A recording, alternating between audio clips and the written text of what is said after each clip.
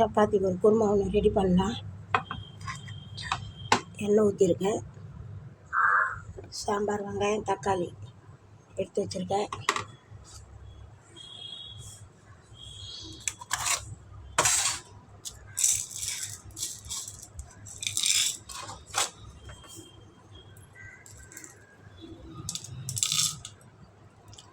ஒரு ஸ்பூன் மிளகு, ஒரு ஸ்பூன் ஜீரகம், ஒரு ஸ்பூன் சோம்பு,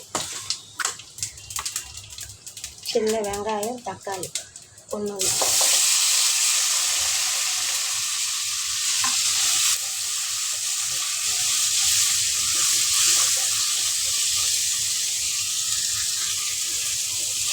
வதங்கிட்டு நம்ம இப்போ ஸ்டவ் ஆஃப் பண்ணிவிட்டு ஆற வச்சுட்டு அரைச்சின்னு வந்துடுவோம்.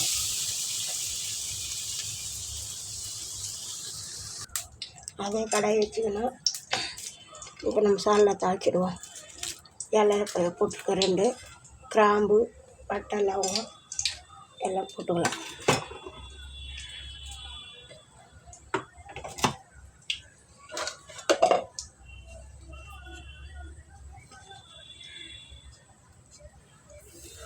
பெரிய சைஸ் வெங்காயம் ஒன்று எடுத்து போட்டுக்கலாம். வருது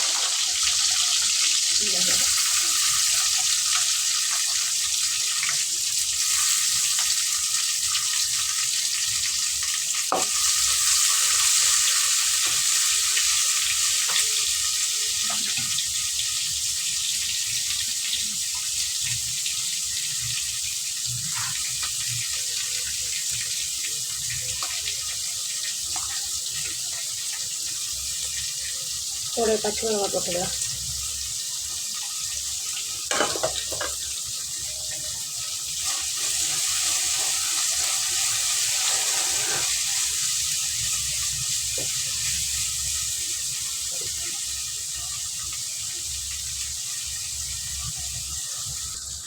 வெங்காயம் வதங்கிறதுக்கு கொஞ்சம் கல் உப்பு போட்டுப்போம். சீக்கிரமாக வதங்க.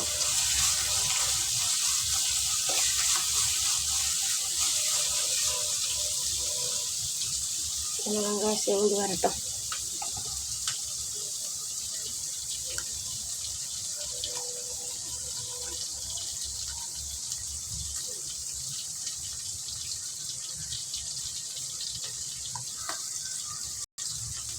நல்லா வதங்கி வந்துடுச்சு. இப்போ இஞ்சி பூண்டு பேஸ்ட்டு போட்டுக்கலாம். பாருங்க, இஞ்சி பூண்டு பேஸ்ட்டு 2 ஸ்பூன் போட்டுக்கணும். அதான் கூடயே நல்லா வதங்கட்டும்.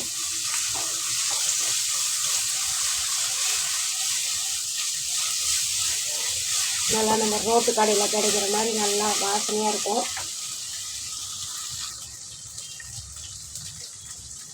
இஞ்சி பூண்டு பேஸ்ட்டும் வெங்காயமும் நல்லா வதங்கி வந்துடுச்சு. இப்போ தக்காளி, ஒரு தக்காளி வெட்டி வச்சுருக்கேன், அதை போட்டுக்கலாம்.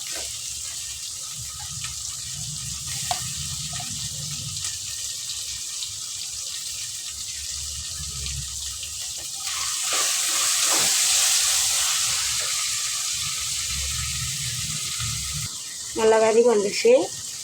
இப்போ நம்ம அரைச்சி வச்சிருந்தீங்களா சாம்பார் வெங்காயமும் தக்காளியும் மிளகு சீரகம்லாம் அது போட்டுக்குவோம்.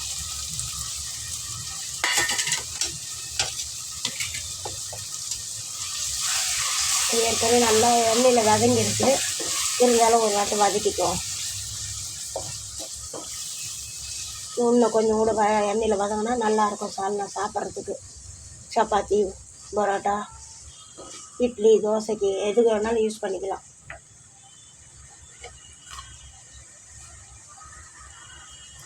இப்போ புதினா ஒரு கைப்பிடி அளவுக்கு போட்டுக்கணும்.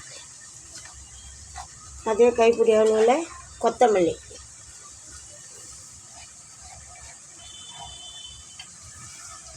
நல்லா போட்டுட்டோம். ஒரு வாட்டி கலந்து விட்டுட்டு மசாலா சேர்த்துக்குவோம்.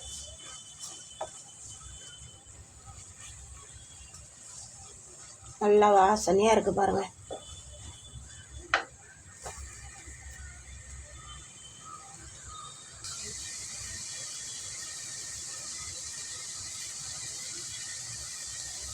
வெறும் மிளகாத்தூள், தனி மிளகாத்தூள்.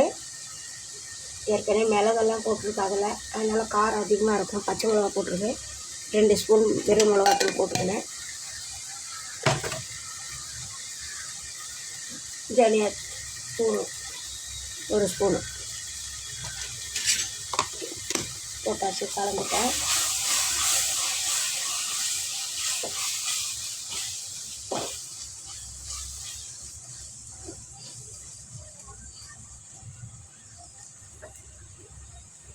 தேவையான கொஞ்சம் தண்ணி ஊற்றிக்குவோம்.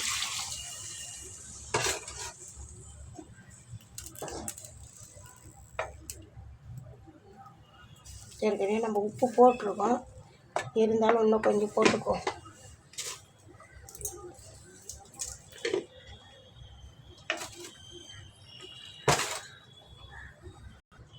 சால்னா சூப்பராக ரெடி ஆகிடுது. நல்லா கொதித்து வருது. அதுக்கெல்லாம் நம்ம தேங்காய் அரைச்சின்னு வந்துடுவோம். பாருங்கள், கசகசா முந்திரி பருப்பு ஊற வச்சுருந்தேன் ஒரு 1/2 மணி நேரமாக. ஒரு 5 முந்திரி பருப்பு எடுத்திருக்கேன். இப்போது இதை நம்ம மிக்ஸி ஜாரில் போட்டுருவோம்.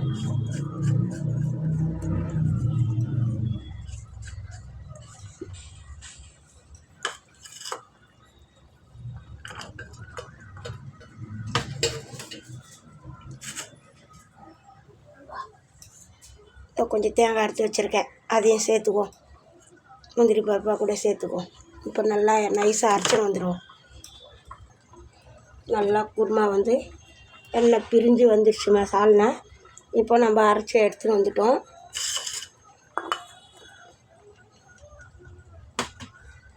நம்ம அரைச்சி எடுத்துன்னு வந்துட்டோம். அதை இதில் சேர்த்துருவோம்.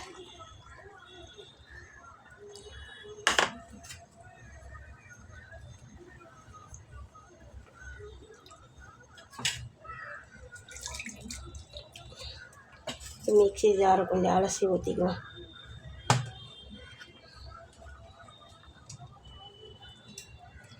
முந்திரி பருப்பு எல்லாம் கசகசெல்லாம் போட்டு அரைச்சிருக்கேன்.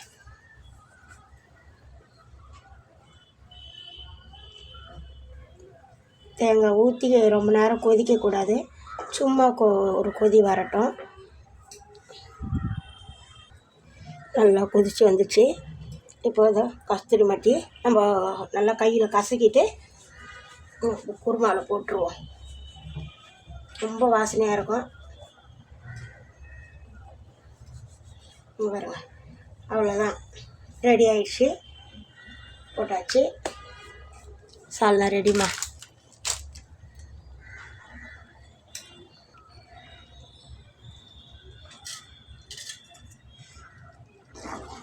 நல்லா இன்னும் இறக்கிட்டோம்னா ரொம்ப திக்காகிடும். ஏன்னா நம்ம முந்திரி பருப்பெல்லாம் போட்டிருக்கிறதால நல்லா திக்காகும், இன்னும் திக்காகும். நீங்களும் ட்ரை பண்ணி பாருங்கள். சூப்பராக இருக்குங்க. உப்பு எல்லாம் கரெக்டாக இருக்குது. நான் சப்பாத்திக்கு தான் இன்றைக்கி செய்கிறேன். நீங்களும் ட்ரை பண்ணி பாருங்கள். என் வீடியோ பிடிச்சிருந்தா லைக் பண்ணுங்கள், ஷேர் பண்ணுங்கம்மா, கமெண்ட் பண்ணுங்கம்மா. இவ்வளோ நல்லா இருக்குது பாருங்கள், கலரு பாருங்கள். பசங்க வந்தால் தான் சாப்பிடுவாங்க. என் வீடியோவை லைக் பண்ணுங்கம்மா. அடுத்த வீடியோவில் பார்க்கலாமா. தேங்க்ஸு.